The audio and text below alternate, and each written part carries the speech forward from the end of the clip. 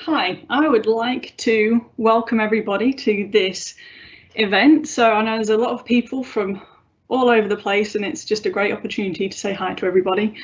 So this is the NESA e-learning event number 4.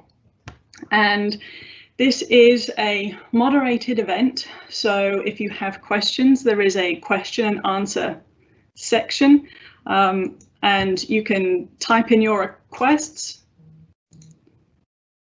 And a moderator will answer your question. I will pause at the end of each presentation so that if there are questions to be asked, then there'll be time. But again, you can type in your questions and they'll be answered by the moderators. So this session, I'm going to be covering 3 different tasks. We've got conduct a phone alert. We'll be looking at keeping a log, and we'll be looking at bloodborne pathogens. So it's a lot to get through. I will go ahead and get started, and hopefully you'll learn something. These tasks, especially the first 2 tasks, can be found in the ground team task guide. You don't have to use it, you don't need it tonight.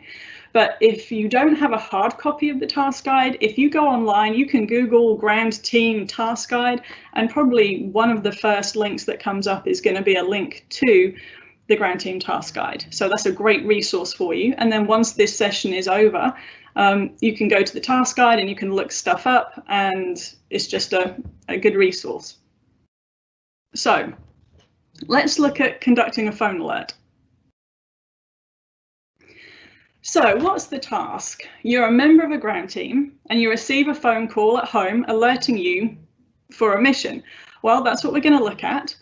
We're going to look at what is the purpose of the phone alert, what information are you going to need, and to who are you going to pass the information? That's what we're going to look at. So let's look at the first section of that. The purpose of a phone alert. So this is the first step in notifying the team that a mission may happen, and it is basically to put the team on standby or, strangely enough, alert.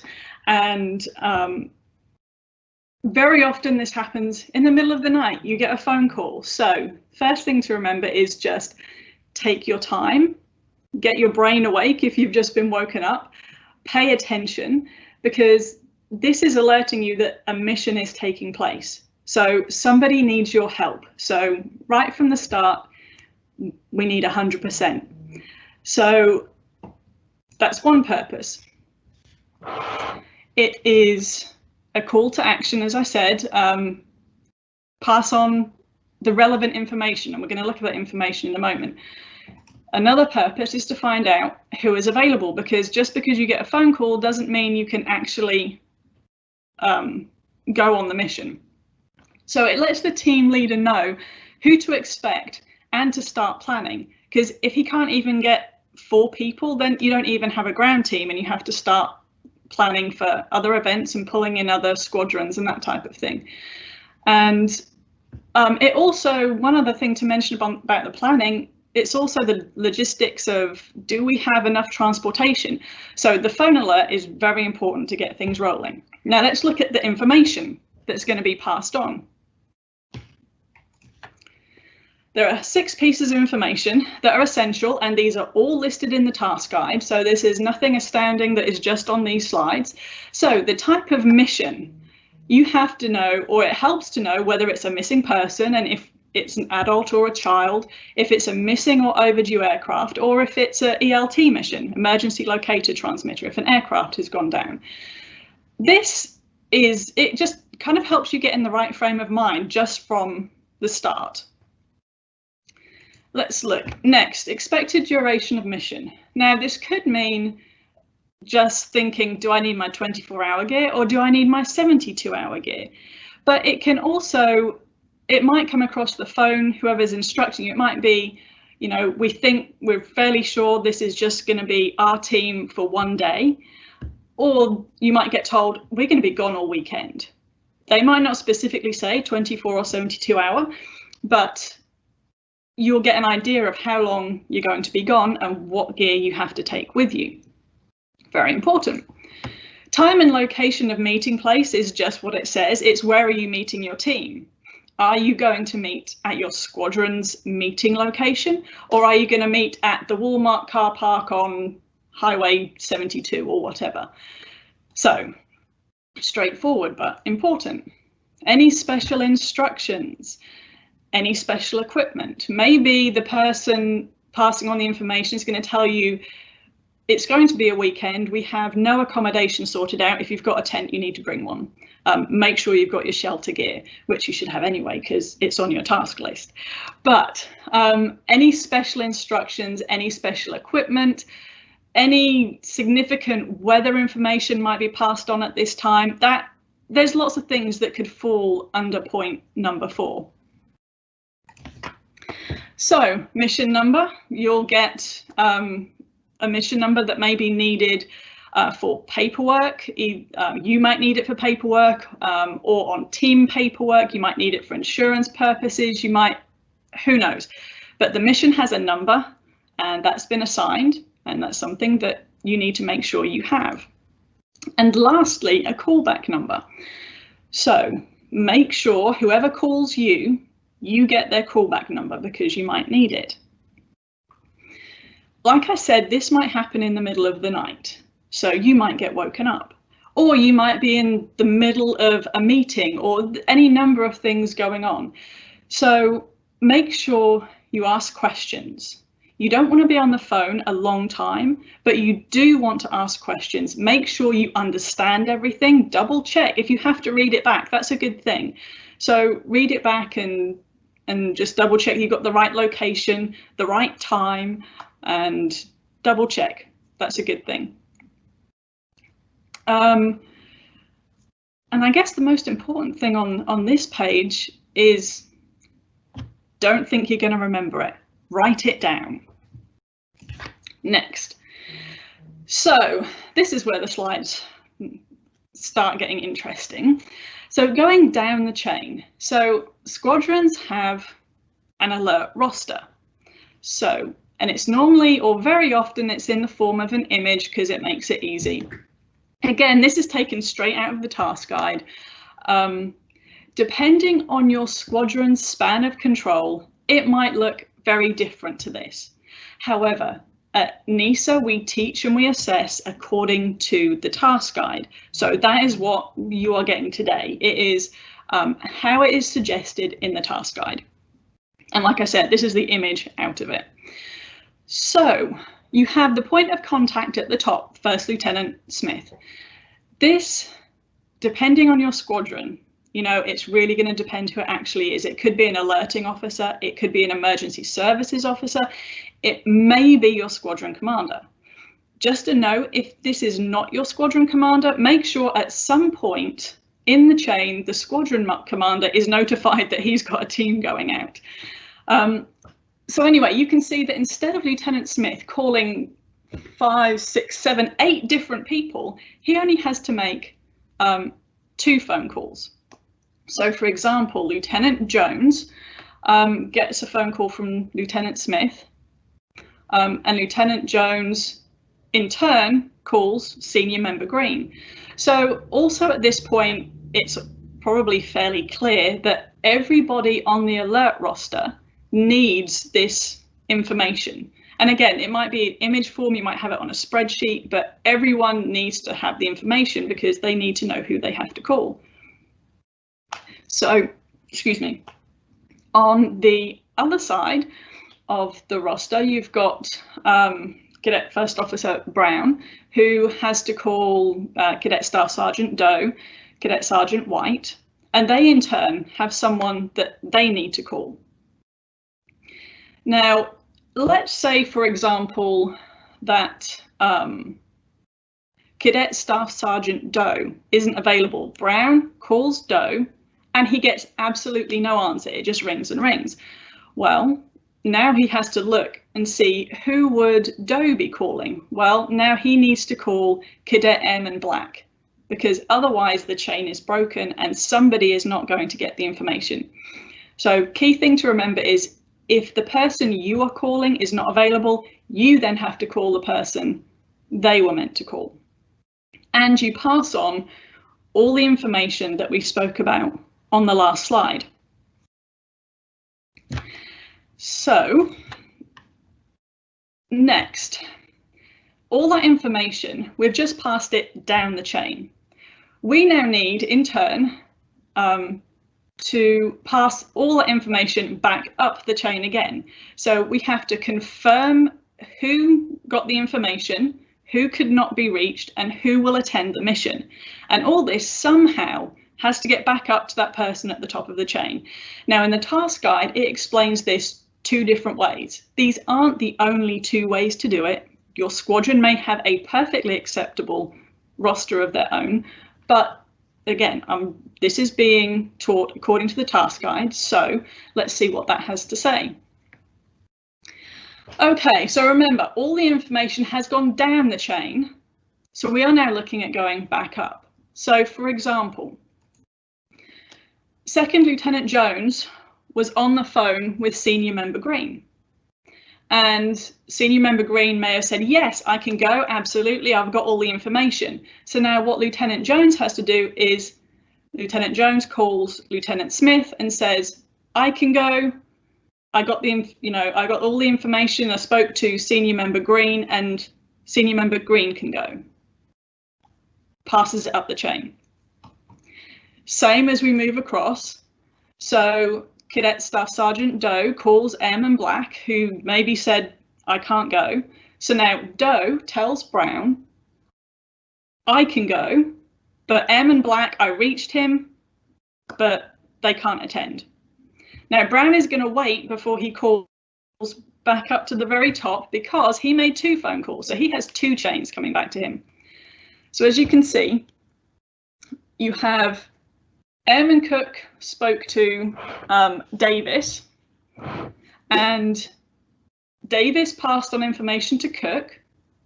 Cook passed on information to White, and now White is reporting it all back to Brown. And lastly, Brown puts all this information together and gives it back to First Lieutenant Smith. So Brown is probably going to say something like, and I can't remember what I said now, but something along the lines of, Doe will be in attendance, Black can't, White, Cook and Davis all got the message, everyone was reached, and here is my list of who will be attending. And all that information is gathered back with First Lieutenant Smith. And that's one way to do it. And then Lieutenant Smith has got all the information and can pass it on to the team leader, and the team leader can see what kind of team he's going to be getting. Now, the other way you can do it, there are pros and cons, but the other way is the person at the end of the chain phones the initial point of contact. It means there'll be more phone calls going to that initial point of contact.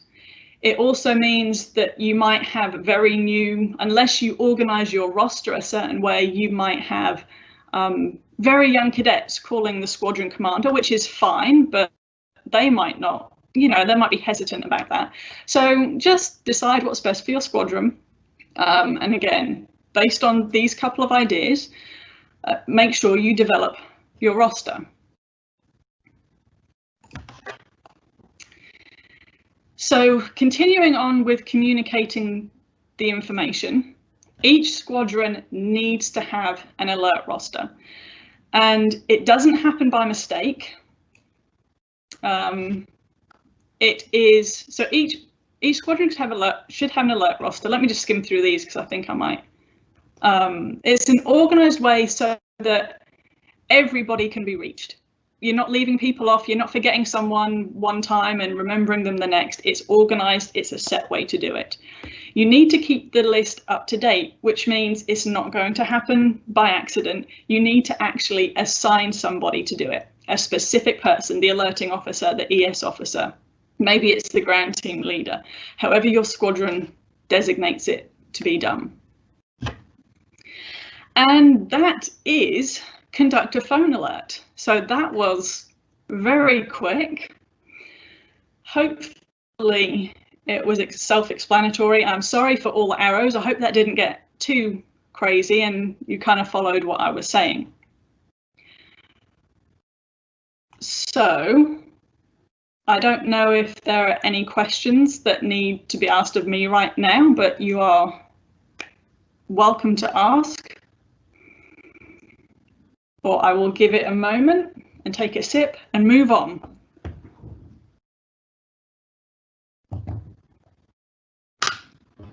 Okay, let's move on. I know you're just ready for the next PowerPoint. Keeping a log, paperwork, everyone's favorite, right? Okay, so logs are very, very important. You have comms logs, you have ground team logs, aircrew logs, mission-based logs. Everyone does them. You can't escape them. Very important. And again, just a reminder, all this is in the task guide. So if you need to go over it again, look at the task guide. So the task is keep a log on a mission and log the actions of your team on the ICS form 214. We have so much fun at NESA filling out forms and over again, but you know what, it sinks in eventually and it's worth doing because, again, a lot of people don't like paperwork, but it is actually essential, very important. So let's look at why it's important. What actions are you going to put on your log and the ICS 214? All right. One reason why this specific form is important is that it's a legal record of your action. If at a later date, for some reason, they want to look at the incident, they want to see who did what and why, they will pull out paperwork and the 214 is going to be in that paperwork. And keeping that in mind, it needs to be done in pen and it needs to be legible. It doesn't matter if you do block capitals. It doesn't matter if, as long as it's legible, that's obviously essential. So why else is it important? It's turned in with the CAP form 109, which is the ground clearance form. So those bits of paperwork go together and they're expected. Now the first two mean you can see how important they are. These next ones are more from my perspective. So kind of take them or leave them because these aren't found in the task guide. So it's a record for the ground team leader. When you are on the mission, I might ask my log person, what was the signal strength? Not the last time, the time before. Are we getting further away or closer to that ELT signal? The log person's going to go in the log and they're going to be able to tell me the UTM or the lat long. They'll be able to tell me the time. They'll be able to tell me the bearing of the signal and the signal strength because my log person is going to be that good because they were well trained, right? Okay. So it's a reminder for the ground team leader to go back over the log, locations, bearings, signal strength. Oh, what was the name of that person we interviewed? Log will have it because they'll have written it in the log. What was the name of the person? What time was that? What was the name of that media person that came to talk to us? So all this information is great for the ground team leader. It's like a second brain, really, I suppose. I can always do with another one of them. Okay, same regard, it's a record for map work. So, for example, if you have a dedicated person plotting bearings on a map, sometimes things get a little busy and they might have missed the last one. So they're going to turn to log and go, what was the bearing on that last one? What was the UTM? So the map person may be going to log and getting an update. Maybe the navigator or, again, the team leader might ask, what road did we take? Or maybe another ground team contacts your team and says, the road we're taking is blocked. How did you get there? And if nav needs a reminder, it should be in the log. And we're going to look at all this information a little bit more about what goes in the log. But these are some of the reasons why it's important. And I'm thinking that if you know why it's so important, it will help you remember what needs to be in the log. Okay, so what else? It's used in the debrief at the Instant Command Center. So your team leader may take the log with them, or it'll be there, and it could be a talking point. So they may go through and pull out items from the log to talk to ground branch. And lastly, and I'm sure there are other things that I have missed, but it's an AAR, an after action review. The team leader needs to have, and is required to have, an after action review with their team. And the log is a great way to kind of skim through it and pick out the highs and the lows to see what went really well and what needs to be done better in the future. Okay, back to that first point. If you remember nothing else, remember it is a legal document. So in pen, writing legibly, and if it's pouring down with rain and you write something in a notebook, just remember to transfer it as soon as you get back in the van or as soon as you can, because it's so easy to forget or lose bits of paper. So if you can put it straight on the log, it'll save time. Okay, what actions are recorded? So a log starts as soon as your team is assigned a sortie or a mission, and it doesn't end until every one of your team members is home and the incident commander knows all your team is safe. That could be a very long time, and it covers a lot of information. So let's take a quick look at all the things that we expect to see on a log. And one thing I will say is, sometimes at NESA and other training events, I will challenge the students to put too much detail on a log. I have never had that happen. I have never had a log with too much detail.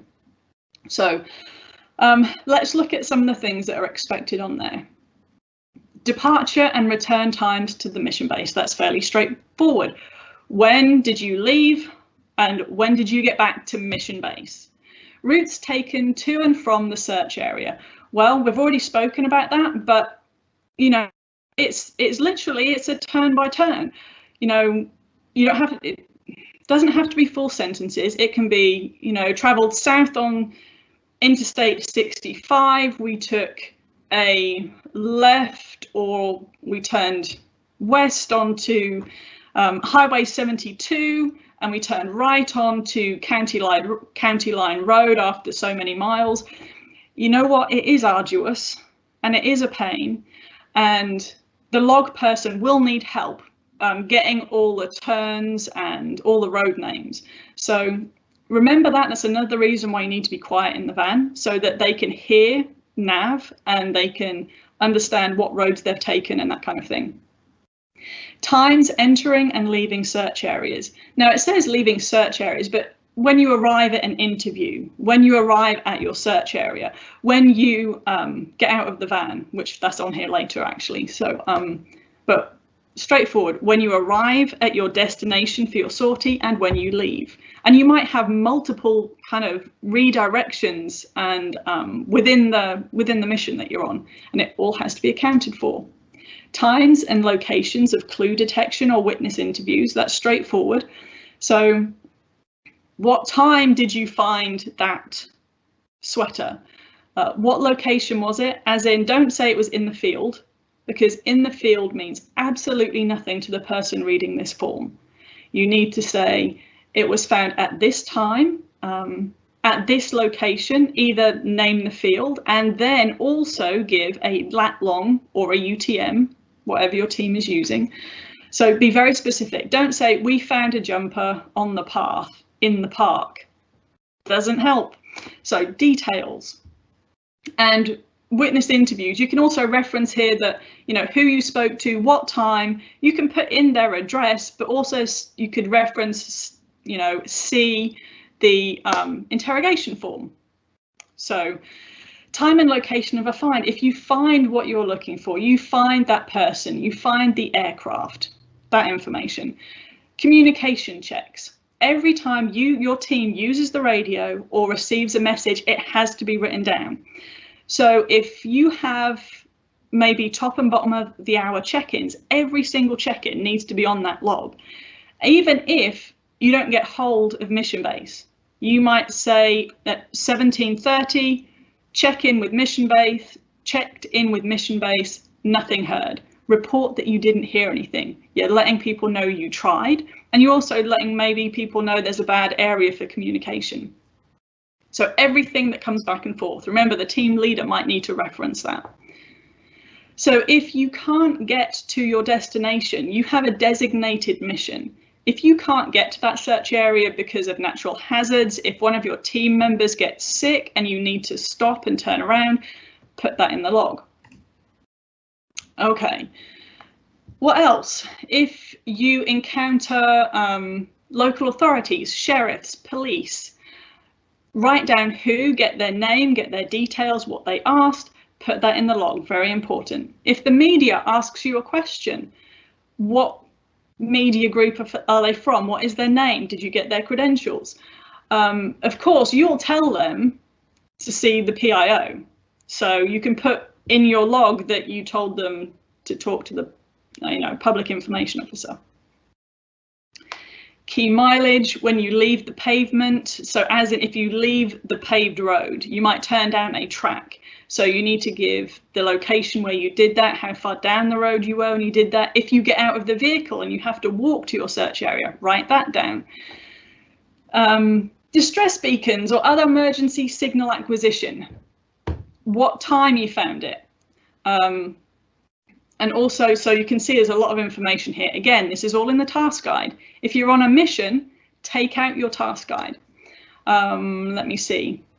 So you have to write down who found it. If they weren't with CAP, what organisation were they with? Manufacturer, serial number, dates of manufacture, battery expiration, vehicle information, who owns the vehicle that the beacon is on. All that needs to be on there. This isn't big deal. This is a big job, but a very important one. So if anyone leaves your team, like I said, if someone gets sick and they have to leave the team, you have to put that on the log.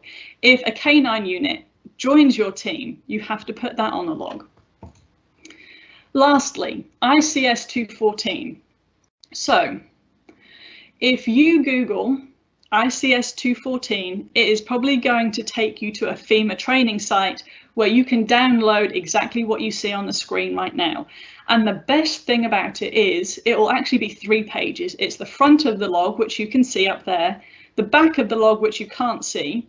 And look, it comes with instructions, which is fantastic. So go ahead and download the most up-to-date form and you've got the instructions built in. So we'll quickly go over it. So as I said, the back of the form is pretty much the same as the front without section 6. So look at the front of the form. Incident name. Well, the incident name, you know this because you wrote it down when they phoned you to alert you for this mission. So you've got that taken care of. So put in the incident name, the mission number, the operational period when you started your sortie to when you end it. Obviously, you'll have to fill that in at the end.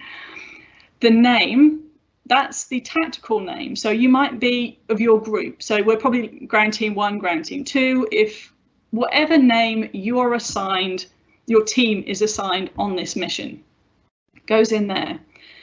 ICS position, and again, you can look down. If you look on the side of the right side of the screen, it says block number 4, ICS position, enter the name and the ICS position of the individual in charge of the unit. Well, if I'm the ground team leader, it's going to be Captain Tracy Miller, and my position is ground team leader. Now 5, home agency and unit. Well, I am from the Redstone Composite Squadron, so it's just Redstone AR 119. That's what goes in there. 6, resources assigned. That's where the team name goes. The names of everybody on the team. So you'll put in everyone that's on the team. So you'll have Tracy Miller and Joe Smith and whoever else is on that team. And ICS position, well, mine, if I'm the leader, I'm ground team leader. If it's you, you might be ground team member 3, ground team member 2, ground team member 1. You might be in training even, and that's fine to put that on there. And again, your home agency and unit, you might all be from the same home agency, the same squadron, or you might have got to the mission and your team may have been split up. So you might have a lot of different people on the team. Now, if you look at section 7, this is the meat of it. So date and time is pretty much self-explanatory. You normally do Zulu time. So, but regardless of what you do, just put an L for local time or a Z for Zulu at the very top next to date and time. That way people know. So the date, you don't have to write in the date every time unless you start in on the next day, if you're out that long, or if Zulu time kind of means you cross over to the next day. So, but you do need time. Every time you log something, put in the time, and then you've got your notable activities, which is everything I've just been talking about. Log is very, very busy the whole time. So I think maybe you either love log or you hate it. I don't know, but you'll be very busy. So again, that was really quick and a lot to take in, but that is keeping a log. Again, regardless of where you're working in a mission, there's going to be a log somewhere. All right, so that was the task number that we just covered. Any questions? Excuse me.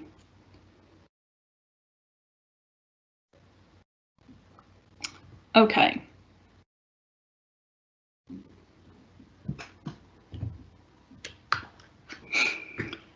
We will move on. Bloodborne pathogens. So, first of all, bloodborne pathogens. Why do we even have to cover this? Because, you know, we're not a medical provider. We don't generally do a great deal of first aid isn't necessarily primary for us.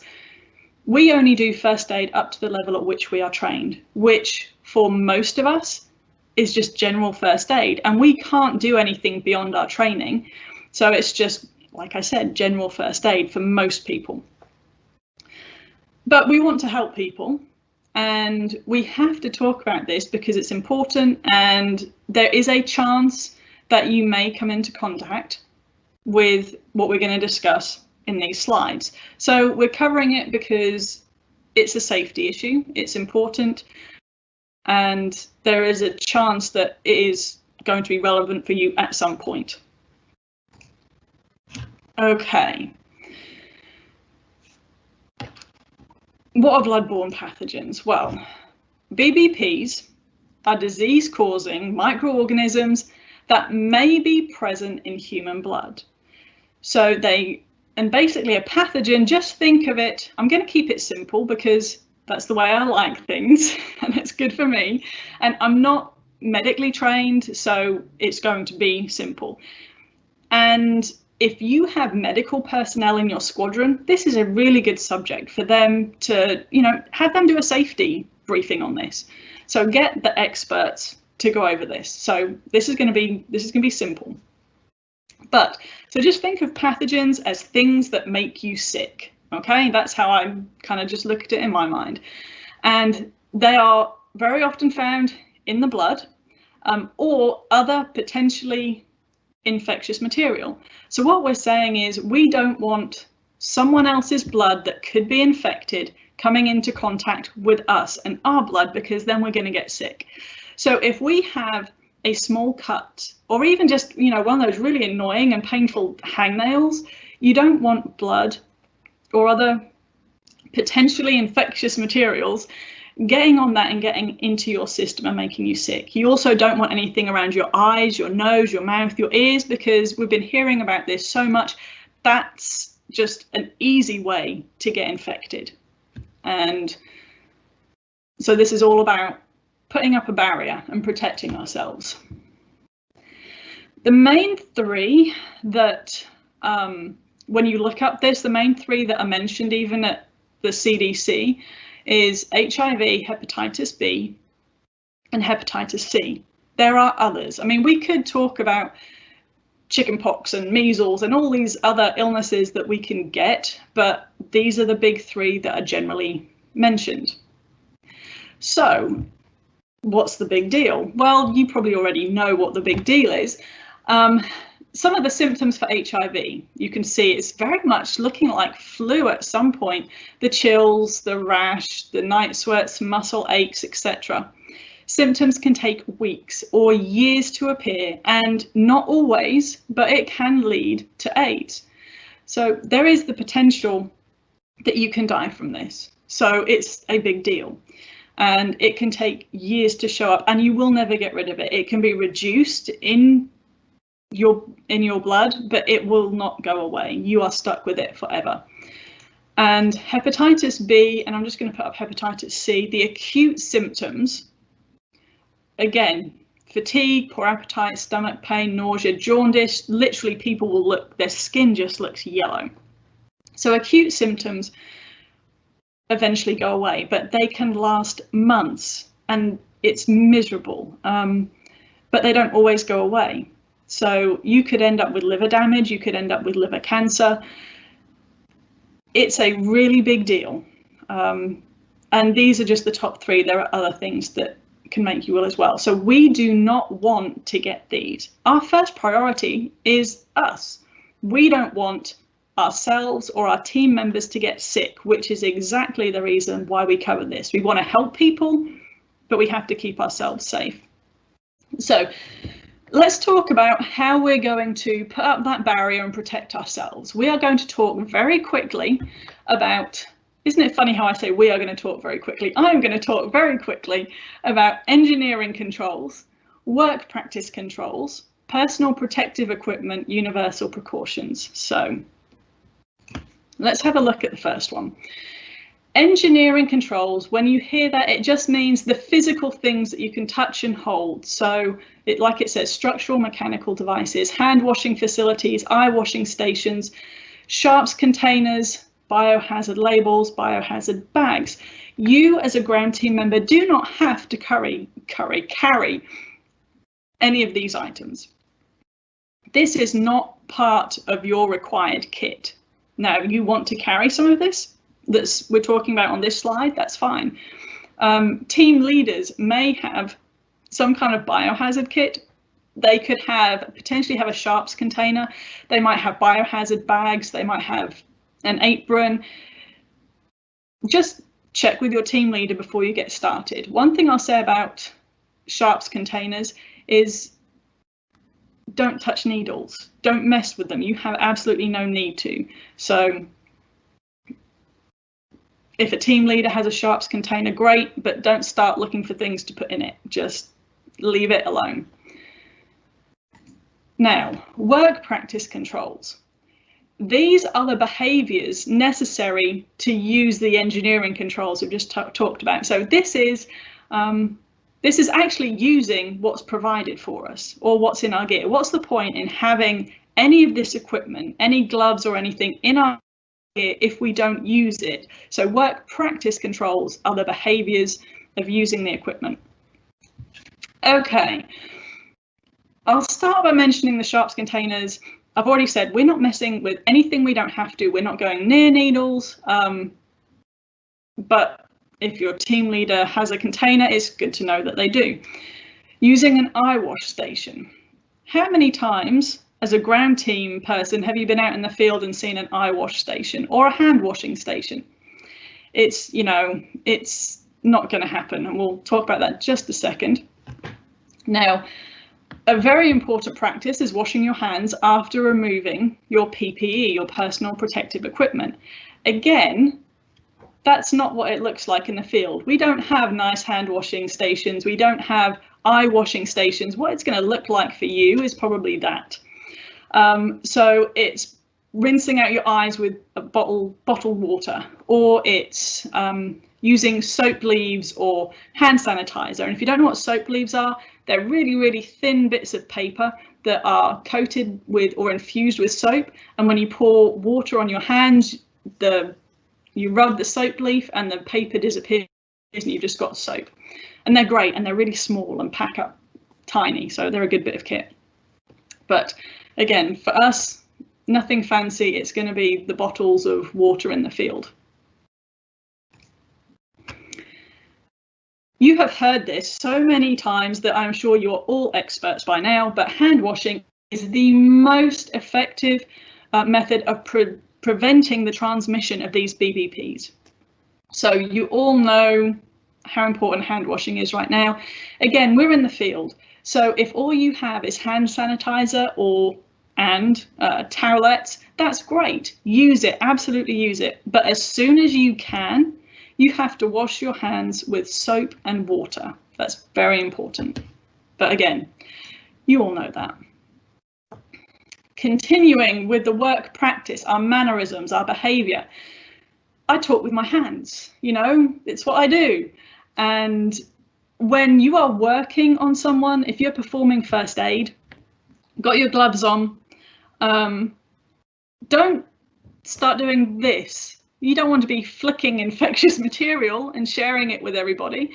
And maybe you reassure people by putting your hand out, well, you've got to stop and not do that. So that's one way. One key thing is if I am a first aider and I'm working on someone and I've got potentially infected hands, as soon as I put my hand in the med kit to get out another bandage, I've just infected the whole med kit. So what you need to do is you have a person standing next to you with clean hands and you say, would you please pass me a bandage? And they will root through the bag and carefully, without touching you, hand you the bandage. That way you can keep the med kit clean and you can get everything you need. And the other thing is, don't help one person and then go help someone else without changing your gloves. You have to change your gloves every time you work on somebody different, because you don't want to potentially pass infection from one person to the next. Another thing, I don't imagine you would, but if you're in a situation where you have a crash site or a missing person that's you found that's unwell, you're just administering first aid, don't smoke, don't drink, don't stand there and put on your lipstick or your chapstick, because you're touching your face. You're putting things that you're passing on infection that way. So you don't realize how much you touch your face. As it is, you don't need the help of, you know, doing chapstick and that kind of thing. So it's a kind of a blackout area. If you are in the area where people are medically assisting each other or helping out, then it's a no food, no drink, no chapstick area. And I will just say one other thing is, when you approach an area, so if you're with your ground team and you're out in the field, you've got your 24-hour gear on your back. It could be a camelback, it could be a loaded vest, it could be a rucksack. So don't take everything into the crash site or the area where first aid is being administered. Ground your gear safely well out of the way so you're not tripping over it, and so that you don't set it down in something or it ends up getting contaminated with something. So before you even approach the site, sleeves are down, your gear is grounded off to the side, and you've taken out what you might need. That way it's just one less thing to think about. Let's talk about your personal protective equipment. You've heard so much about this. It says latex gloves, but gloves. You familiar with gloves and masks? And you don't. Masks, latex gloves are a requirement for kit. It's on the it's in the task guide on the kit list. You're all meant to have the gloves. You don't have to have masks, you don't have to have aprons, Tyvek suits, but you can take what you want. Now, maybe, I'm thinking, well, maybe I want to pack a really lightweight, thin, some kind of apron, like those blue suits those guys and girls on that slide are showing, some kind of overall. That would be fine. You want to pack it and you want to take it, that's great, but it's not actually required. So just look through the task guide and you'll see what's required in your first aid kit, which is actually really just meant for you. It's not meant for others. You have team gear for providing first aid to others. But so gloves, masks, everyone, I haven't got a mask in my gear, but that's going to happen probably as soon as I'm off this meeting, because I have access to masks. Most of us have masks now at home, so I'm going to put some in my gear along with gloves, and I don't have a face shield, but I have safety glasses that wrap around that in my gear. So it's just up to you. And Tyvek suits, for those of you that don't yet know, it's that white suit that's on the screen. Don't need it. You want to pack it, you want to wear it, great. The only thing to think about is if it gets contaminated, you've got to pack it all up and take it with you, which we'll talk about that. General consensus is if you think like you need to wear a mask, you need to wear glasses as well. So for example, the glasses, you don't think too much about it, but it's something as simple as someone coughing in your face. If you've got the glasses on, that's just another barrier to prevent the pathogens getting in via your eyes. If you wear glasses that are prescribed, then how about either getting glasses that fit over top of those or some kind of shields that clip on the sides? And this person is wearing goggles, that's fine. That's probably the safest version. Said in my gear, I have wraparound, say clear safety glasses, and then when you're in the woods, you put them on to stop them hitting your eyes. And also if you're treating someone, not as good as those goggles, but that's what I have in my gear. Something relatively similar to the other glasses on the screen. So the protective equipment, it's to stop. It's just another barrier. Maybe you've got your sleeves down on your ABUs. That's the barrier. And if your shirt gets potentially infectious material on it, maybe you'll roll your sleeves up and then take your shirt off, your outer shirt, and you'll roll it up and you'll put it in a bag marked BBP, and you'll take it home and you'll be able to sanitize it. But this is it's an extra barrier, basically. So if we look at this, what are the mistakes in this image? We can't see anything that even looks potentially infectious. We can't see any vomit. We can't see any, bodily fluids. There's no blood. But you know what? We don't know what we're going to kneel in. We don't know what we're going to touch. We don't know what's going to happen. He could just start coughing up blood. So the guy on there has his sleeves down. Great. He needs his glasses on. At the very minimum, he needs his glasses on. And that's not what he is doing. So don't think, oh, I'll put them on later, because you just don't know what's going to happen. So removing gloves. There are images of the gloves. I'll just kind of show you, and hopefully I'll be able to do it so you can see. But if you've got gloves on, they're the easiest thing you think to take off and put on, and you might do that several times if you're moving from person to person, or you need to change your gloves after about 15-20 minutes or so, swap out your gloves. So you might be taking them off and on a lot, and hopefully you can see my hands. You can't just take them off anyhow, because you might just be spreading that potentially infectious material. So you've just got to make sure that you touch the outside of the glove, you pull it off carefully, and if it turns inside out, that's fine. Now this hand's all clean, it's great.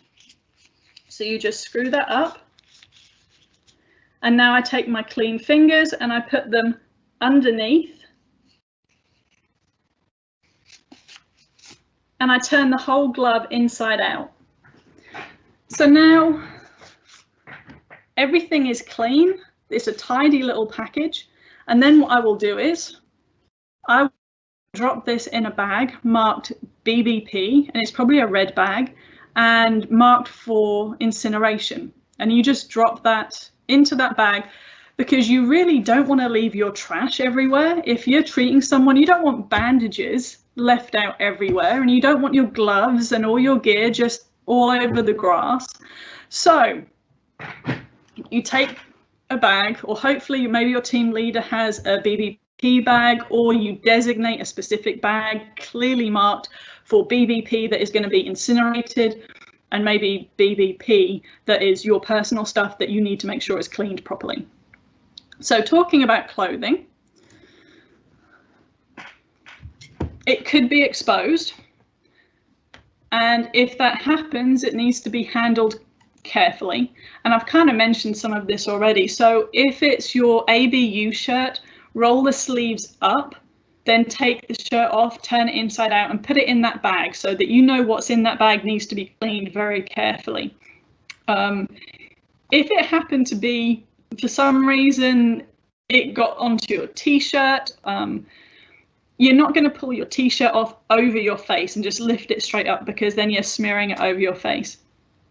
As soon as feasible, it doesn't mean immediately, as soon as practical, as soon as feasible, you may have to cut a t-shirt off.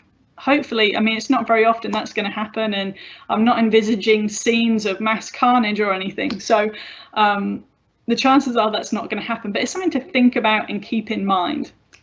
So you take off contaminated gear as soon as feasible, and think about having bags handy that you can put it into. There are, when we're talking about incinerating items, it's possible that that bag that's marked for incineration or trash, or however you want to mark it, you might be able to hand that over to an emergency room or a doctor's office. It's a good idea to check ahead of time, and very often they're incinerating so much that one bag from an organization is from, you know, isn't going to hurt, and they'll be very willing to do it. But that's something you can check and find out. Now, if you take your contaminated clothing home, then there is a laundry. Now, I've never used it, but I was talking the other day about this, and someone said, you know, their wife has to decontaminate their clothing because of a line of work, I presume. And they say they use Lysol laundry sanitizer, which has 0 bleach in it. So that's good for your ABUs, but it sanitizes. So that's a good item to Google and see what you can find out about that. But because I really don't want to, if I don't have to, I don't want to throw out ABUs, because that's going to get expensive. Now, gloves and glasses and plastic gowns, if I have one, fine, screw it all up and throw it away. So next, universal precautions. So this is the idea that you treat all blood or other potentially infectious material as if it's contaminated with a pathogen. So you don't know whether it is or not, so treat all blood like it's contaminated. Well, let's take it one step further.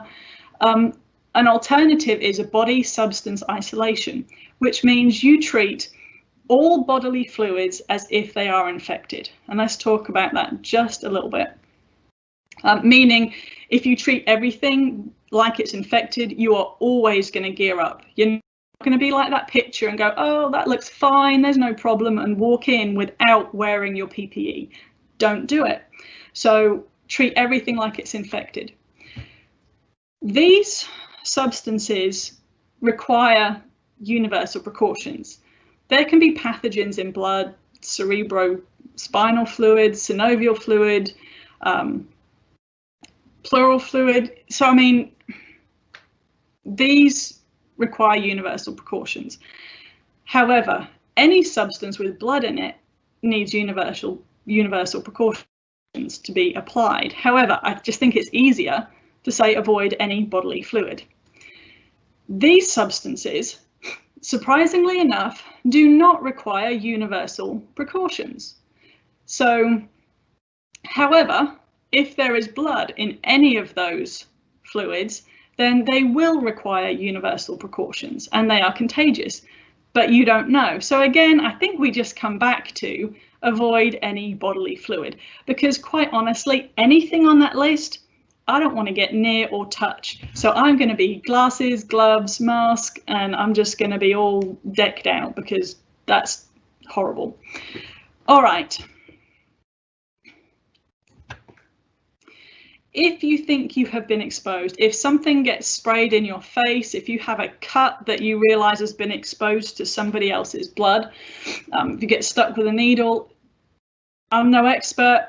I just looked at most of the medical hospital guidelines, And they talk about washing cuts with soap and water for 15 minutes, flushing those mucous membranes, the eyes, the nose, irrigating with water with those fancy, water bottles that you'll have handy. You're also going to have to notify your team member, and you're going to have to follow up once you get home and get medical attention and make sure it's treated properly and seriously. Lastly, I guess this kind of comes back to gear. If I get blood on my boots, I don't want to throw my boots out. They are just too expensive. So I'm going to spray them with disinfectant. I'm going to wipe them down with substances. I'm going to, the gear that I can clean, and I am sure I can clean because I don't want to take any chances, I will do that. And one thing, again, at this point, we have senior members watching, we have cadets watching, we've probably got some parents watching too. So this all sounds awful.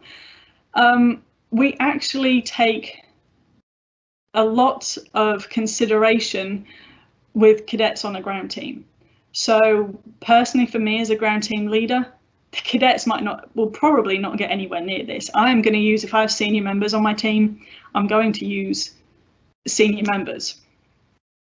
The cadets, we have a responsibility to ensure their safety. So it's not like we just say, send them in and say, go for it. Now, they receive training as if they are, it doesn't matter whether you're a senior member or you're a cadet, you get trained exactly the same way. So they are probably qualified, but they are someone's child. They are under my responsibility. So they're probably not going to be the first person that I put in this situation, just for those parents that are out there watching and wondering what on earth their children are getting into. So I think that's the last slide. It is. So if there are any questions, I can do my best to answer them. Otherwise, that will be it. Are we all good?